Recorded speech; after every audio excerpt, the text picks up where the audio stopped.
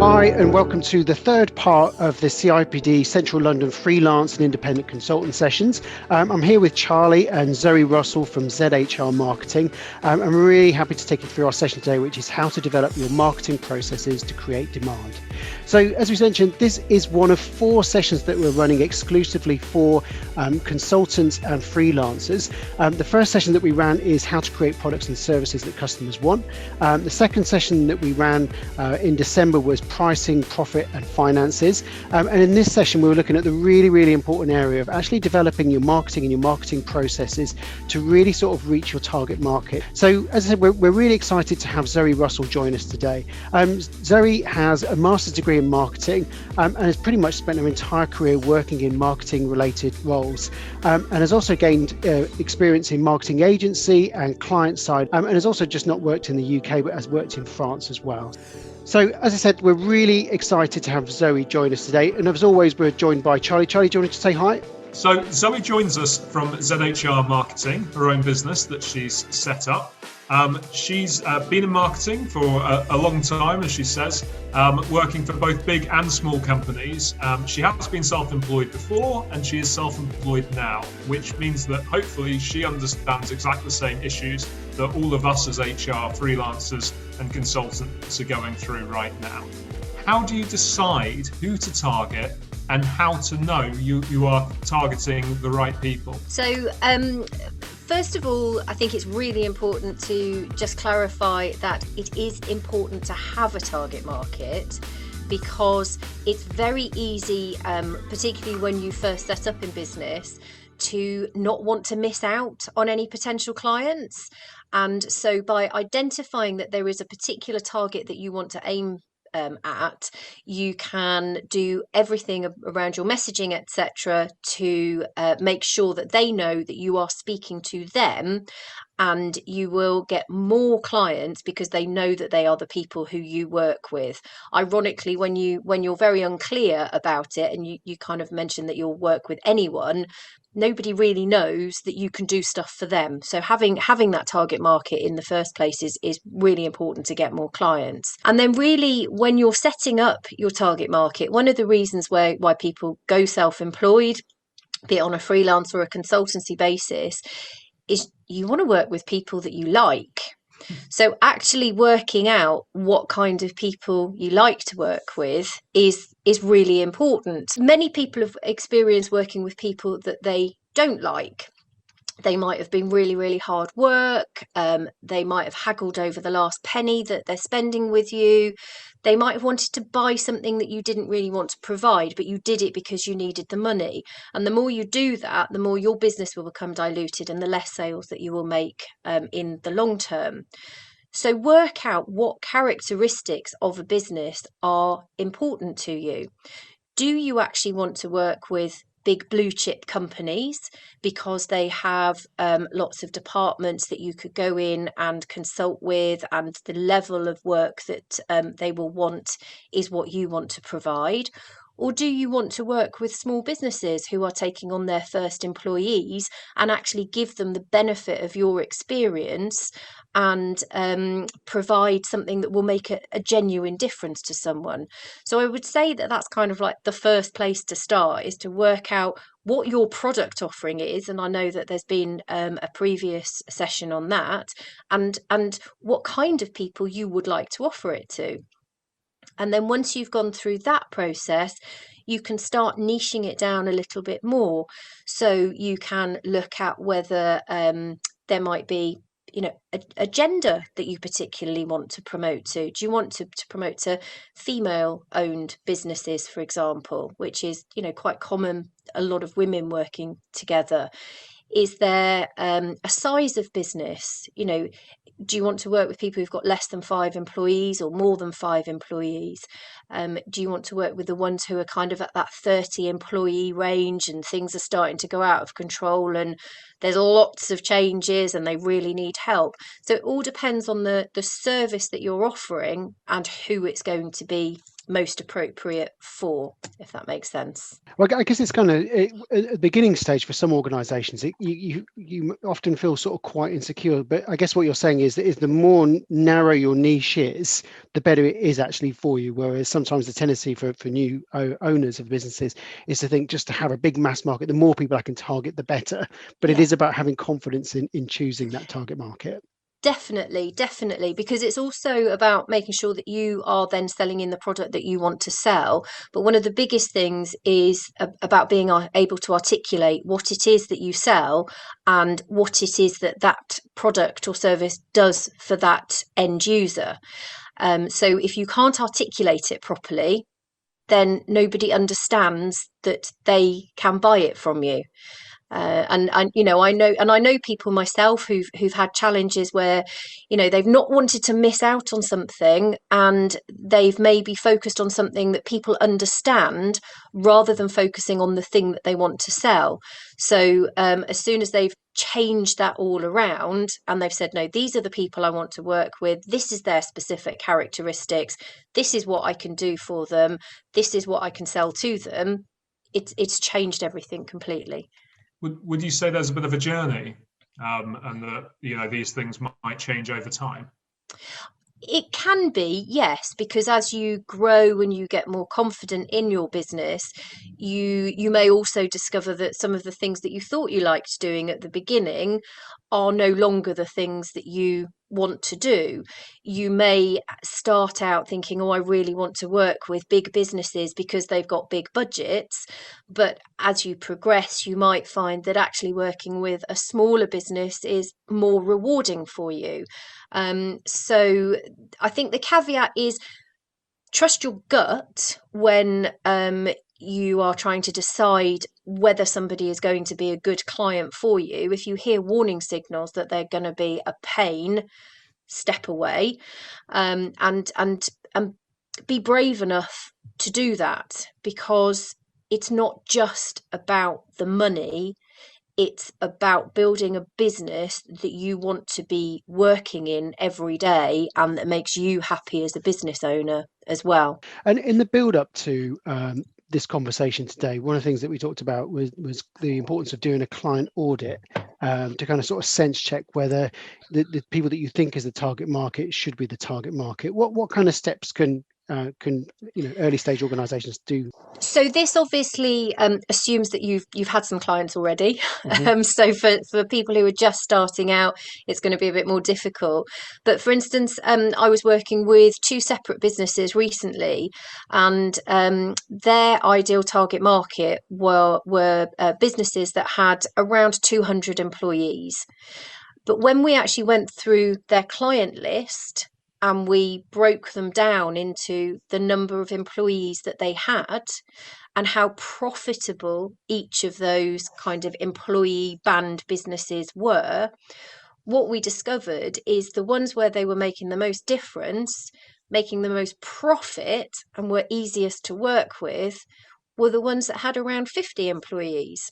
So that's quite a big difference. So they'd been targeting their efforts at these big companies who are much harder to get into as well. So, lots and lots of effort, when actually if they'd focused on finding and targeting more of these companies with just 50 employees, they'd have made more profit and spent less time doing it as well.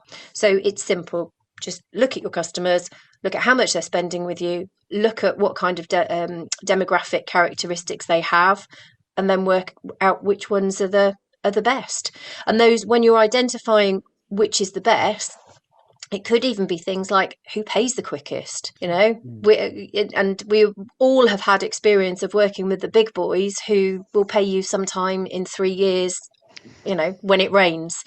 So and you've been through multiple invoicing systems, right? yeah, and a couple of lawyers and all the rest of it. So work out what's important to you, and then check which of those clients are fulfilling those needs, and go after them. Once you've found who your target market is, how do you develop that messaging for that market? Again, it's looking at a combination of what you are offering, and what they want. Now, it's an easy trap to fall into, to go around saying exactly what it is that you do and listing the services that you provide. But quite frankly, a client doesn't care what you do. They care about what you can do for them. So whenever you're putting your messaging together, be it in a letter, a web page, a brochure, any kind of copy, don't think about it from your perspective. Nobody really wants to know that the business has been going 30 years or whatever. It doesn't mean anything. It's what problem do you solve? What pain do you take away? What benefit do you bring to the business? How much more money can you help them make, or how much can you make them save? And think about the things that are important to those client businesses and answer them in your messaging. So it's kind of getting people to sort of flip their thinking a bit, isn't it? Because I think we live in, particularly when people are sort of developing new products and services, we're in the world of features, aren't we? It does this, it Yeah, does that. yeah, And we get so consumed with it, but we don't think what is the actual benefit to the yeah, client itself. And yes. often we don't put ourselves in the client's shoes enough. What does it mean to be an HR director with this particular issue?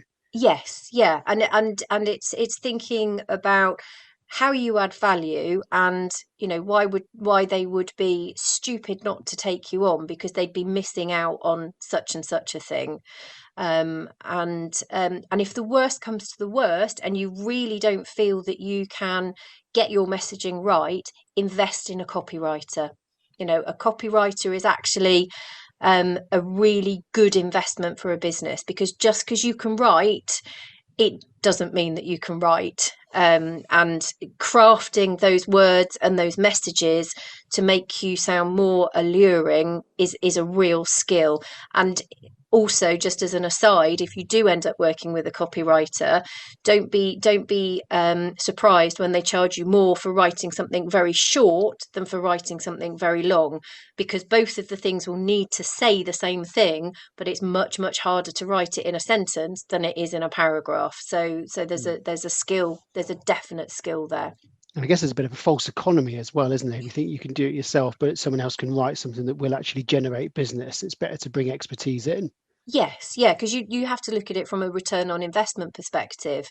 So if getting a professional copywriter to write your sales message is actually going to help you make the sale, whereas if you write it, it's not, then it's a bit of a no-brainer, really, isn't it? It's a bit like somebody trying to do their own HR, and well, everybody in the room will know how expensive that can potentially be. I mean, that return of investment conversation really does bring us on to the concept, I guess, of, for most of us, as we start out, we don't really have a big budget, might not have a budget at all. I mean, in fact, just listening to what you've just said, I'm thinking I need to now rewrite my website. Top tip for you, use the word. Yeah, do you sorry. have some ideas for those people? Yes, yeah, definitely. Because the majority of the clients that I work with are startups and sort of micro businesses, or just a few people in the business, and the marketing budget is not extensive.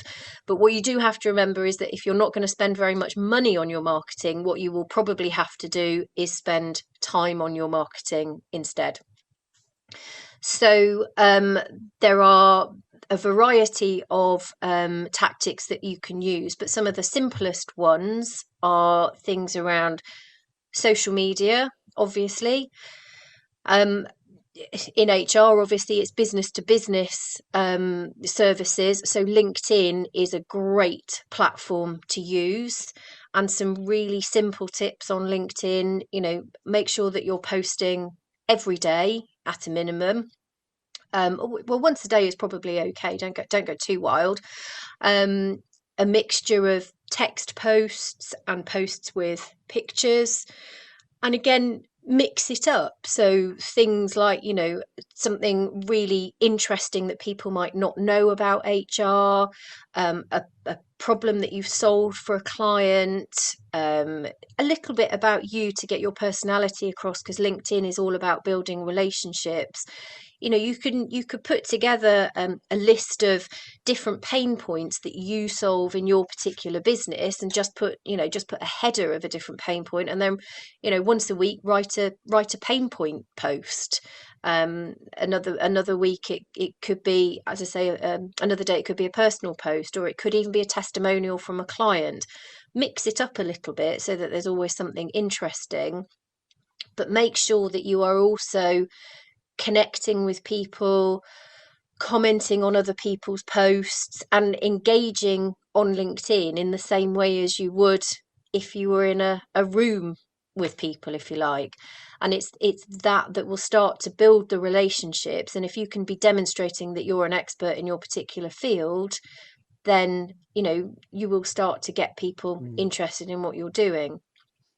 Other elements are, for example, email marketing. Now, I know that there's all sorts of things around GDPR and that kind of thing, but you can build an email marketing list by creating landing pages and getting people to sign up.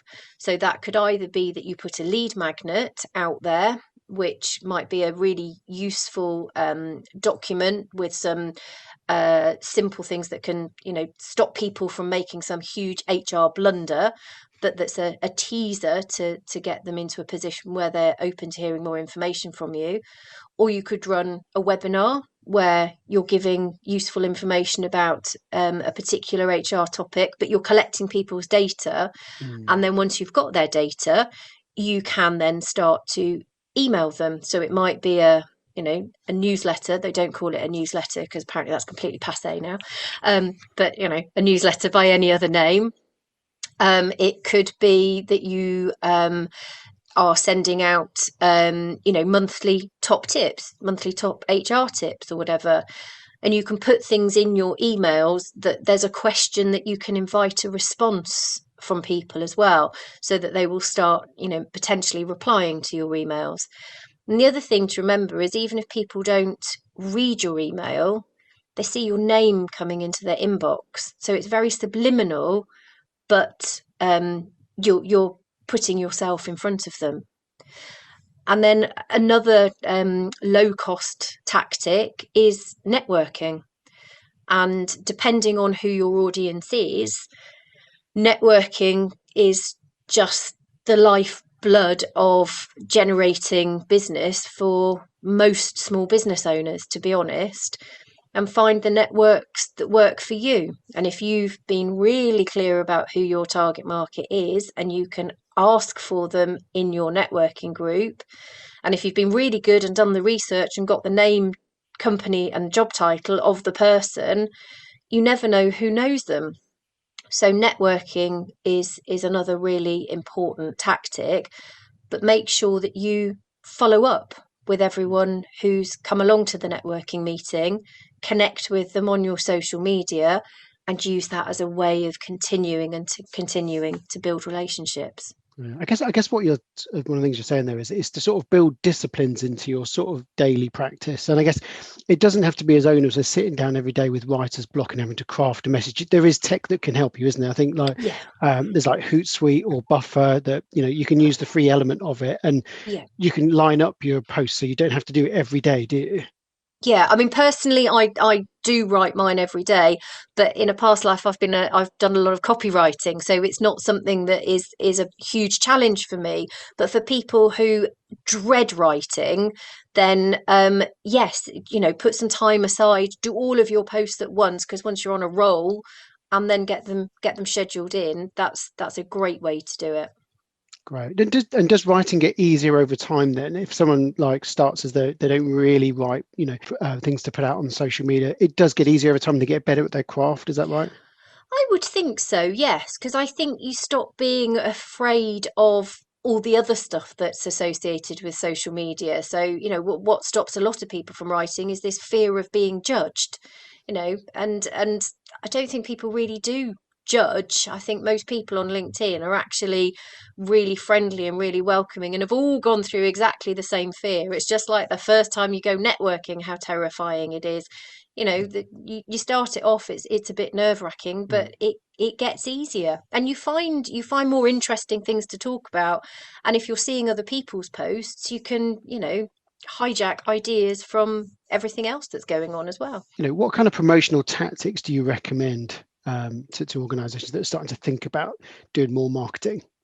So I think that those tactics are really good. So the social media, the email marketing, there's no doubt about it. If you can get into the habit of building your list and networking, and then you might also want to consider things like direct mail. So if you do some research of the ideal clients that you want to get in front of, and actually send them a letter, or send them what we call lumpy mail, which is just with something funny in the envelope, maybe a bar of chocolate, or a magnifying glass, or something that's really relevant to the kind of HR service that you offer. But whatever you do, follow it up. So whether you're connecting with them on LinkedIn, or if you send them a letter, you need to phone them as well. And people don't like getting on the phone, and they don't like doing cold calling. If you've sent somebody something nice and have to follow it up with a call saying, just wanted to check that you got it, it's not a sales call, is it? And if you remember that when you're talking to these people, you're not trying to sell to them, you're trying to help them. And everybody wants to help people, don't they? And so if you have that mindset, it's not quite as terrifying. And just build a relationship. If they're quite nice to you on the phone, even if you don't get a nibble that time, ring them again in 3 months. Ring them again in 3 months. I've had people that it's taken 2 or 3 years to convert based on ringing them on a relatively regular basis. Got them in the end. It just wasn't the right time the first time I spoke to them. But if you can actually build some quite nice relationships that way as well. And if you only need 20 clients, you're not going to need to send out hundreds of thousands of letters and make hundreds of thousands of calls. Even if you just sent out 2, 3, or 5 letters each week and followed them up with the appropriate number of calls, and who can't do that? So, I mean, for me as a business, and we talk about this follow-up, I've certainly learned in my first year and a half of running a business that my following up skills are terrible. And I've certainly started looking around for relationship management systems and things like that. What are your views on automating this kind of process and the sort of things you're looking for? I think that automation can make life so much simpler. And if you can automate, then it's great. So simple things like I have a Calendly link. So if somebody just wants to book a quick focus call with me, which is a call then that we can talk about their challenges and we can identify whether I'm the right person to work with them or not, they can literally use the Calendly link and book that straight into my diary. And it's got questions in there so that I can prep for that call. It's really, really efficient. There's no going back and forth, dead simple. And other things like on the email campaigns. So I use MailerLite. And you can set it up so that there are different automations in there where when somebody lands into your mailing list, they automatically get a welcome sequence. So they start finding out more about you and what you do. You can put questions in there again for them to respond, and you start building that relationship straight away. If I'm running a webinar, for example, there's an automated sequence of emails that goes out to people to say thanks for booking, and then reminders. And then after the webinar, if they did turn up or they didn't turn up, they get put into different sequences and they receive different emails all about, identifying how I could help them and what they actually need.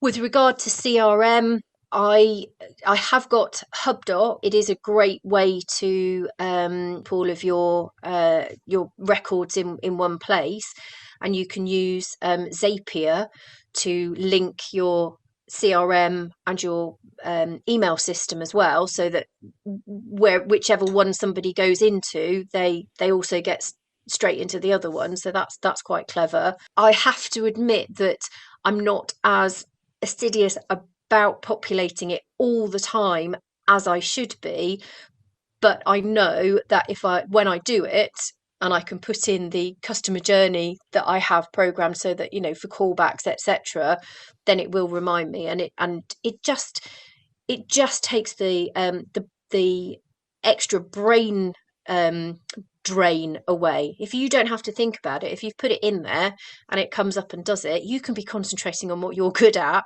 not on, oh God, who was I supposed to ring? And I spoke to so and so ages ago, and did I get back to them? And they said they wanted to buy, and I've forgotten to ring them, etc. So automation, if you can access it, then go for it. And so much of it is free. When you're on the lower levels, which for most startup businesses is perfectly adequate. And you don't need to be like a coder to actually do it. You just need to know some sort of basic principles of if this, then that. If this client does this, then you sort of map that out for them. Is that right? Well, I'm by no means a coder, and I've managed to make it work for me. But there are also lots of people out there who their target market is people like you who want to set up automation, but are struggling with it, and they will do power hours where they can just help you deal with those niggly little problems. And you don't have to invest thousands in getting someone else to do it for you. You can do what you can do, and then somebody else will help you with the bit that you don't quite know what to do. If you are looking at investing in something in a customer relationship management system, you don't necessarily have to invest in something that's extensive of Salesforce. There's a whole range of different tools out there which don't cost as much. Is that right? Yes, yeah. So I couldn't recommend a specific one at the moment in terms of what a CRM would be at the lower end. I've used HubDoc myself, but again, because it's free. But it's about just doing a bit of comparison and looking at what do you actually need it to do, how extensive does it need to be, and then just finding the one that works for you on that basis. Salesforce is designed for businesses with multiple salespeople and huge multi-million pound budgets and all the rest of it.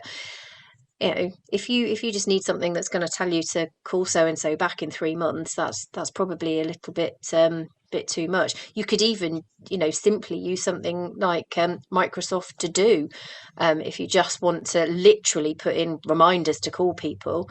But having a CRM does allow you to track the history of conversations and all the rest of it, so it's definitely worth doing. Fantastic. And how do you actually measure the success of your marketing? What are some of the sort of the key metrics that you need to be looking out for? So I suppose to start with, it's how much you spent on it in the first place. And then on the simplest level, how many sales did you get in from that marketing and what are they worth? And then just kind of divide the two numbers, really. You at a real minimum, you want to be making more from the sales than you spent on the marketing. Now it's not always that simple, because there is a certain element of marketing that is about getting your brand out there and is about getting your name out there, which is a little bit different. But if you're doing specific campaigns, you should, when you make a sale, you always need to be asking, where did you find out about me in the first place, so that you can work out which bit of your marketing was responsible for that sale. And then you can do an audit again. So I have a spreadsheet that I log all my leads and when I make a sale, and as part of that spreadsheet I've got a source column, so I can always see where someone has come from, and then I know where to focus my efforts, because that's working really hard for me. As someone who's starting out, how soon would you expect the marketing to deliver returns? I would say it depends quite how targeted it is as a campaign. So something like LinkedIn, for example, that's a relationship building and is a relatively long game, you might be really, really lucky and get somebody that wants to talk to you straight away, but it's a relatively long game. If you were doing a direct mail campaign with a telephone follow-up, you would be expecting to be making a sale from that, if it was being done correctly, within the duration of the campaign. So within sort of 6 to 8 weeks, you'd at least have them in your sales funnel and be on that sales conversation. Each one is slightly different, but yeah, if you're investing money in a finite campaign, relatively quickly is the answer. Yeah, I guess sometimes about marketing is about holding your nerve, isn't it, as well, and understanding if you've done the preliminary work well, it will pay back in turn. It's just, keep measuring it and looking at it as well. If your marketing program doesn't work, what do you think might be some of the likely reasons why it didn't work, and later learn again from it? So if it doesn't work, quite often it can be the copy, because you're not putting the right message out there. It could be that you're not hitting the right target market, or it could be that your product offering isn't right for the target market that you're after. So this is why this kind of making sure that you've got your fundamentals in place at the beginning is so important, because you can spend a lot of money on promotion, but if what you're promoting is not sound, it's a waste, essentially.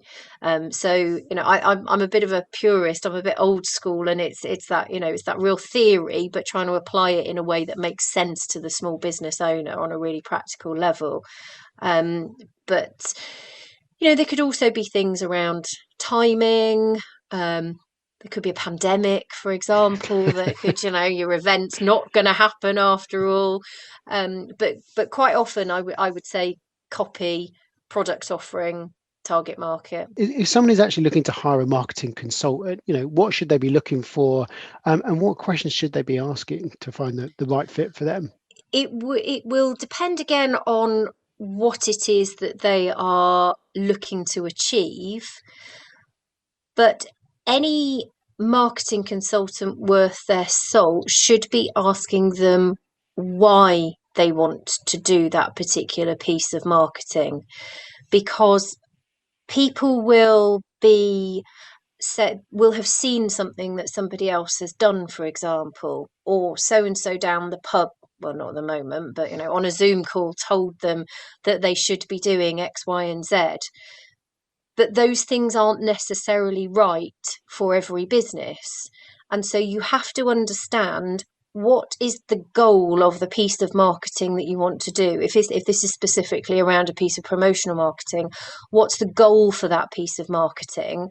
And then let's look at if it's the right piece for you. And so that's why whenever I'm working with a client, I always start with those fundamentals, so that we can work out which bits of marketing are going to be appropriate to do what they need it to do for the business. So some people might, they might be going to say, well, I want a brochure. Do you need a brochure? Let's have a look at who your target audience is. Are they going to read a brochure? Might you be better off, doing a little video or something like that? So it's understanding the why, so that you can really nail the what and the how. Yeah, that's really interesting. I mean, I've certainly seen there's a definite proliferation of people pushing membership sort of groups and various other sort of new and interesting ways of delivering. But in my experience, the people that I see making a success of that have been probably marketing for a long time. And I think they're getting a lot of the fundamentals you've talked about right already. And I do wonder whether some people go into these things thinking they're going to bring results, but do really need to focus on those fundamentals. And it can be easy to sort of, be really excited about something that's different and potentially quite expensive. But again, if you haven't got a proper why behind it, backed up with proper foundations, it's just like, building a house on sand or building a house on rock. It's that, it's exactly the same. It's that, and think about it in HR. If you've got your basic HR stuff wrong in a business, the more people that you bring into the business, the worse it's going to get. And it's the same with marketing. If you've got everything wrong in your business, if you start doing marketing and it gets you inquiries, it's just going to make more chaos in your business in the first place. So you're not going to make the sales because you're going to be letting people down. So you have to get the basics right and then do the right thing to get the right people buying the right product at the right price. Yeah, and I just want to say on behalf of Charlie and I, just a huge thank you for sort of sharing your expertise with everyone at CIPD Central London. We're really looking forward to the event on the 18th of February. It's at 9:30, and you can get your tickets on the CIPD Central London Eventbrite site. Again, thank you so much for your time, Zoe. And Zoe's actually going to be in the session and sharing her expertise. It's going to be an opportunity to actually bring examples of your own idea or your own business in there and start to plan some specifics around what you want to do. So it could be around a campaign, it could be around in terms of how you select your target market, and we're really looking forward to seeing you there. So thank you. Lovely. I look forward to it.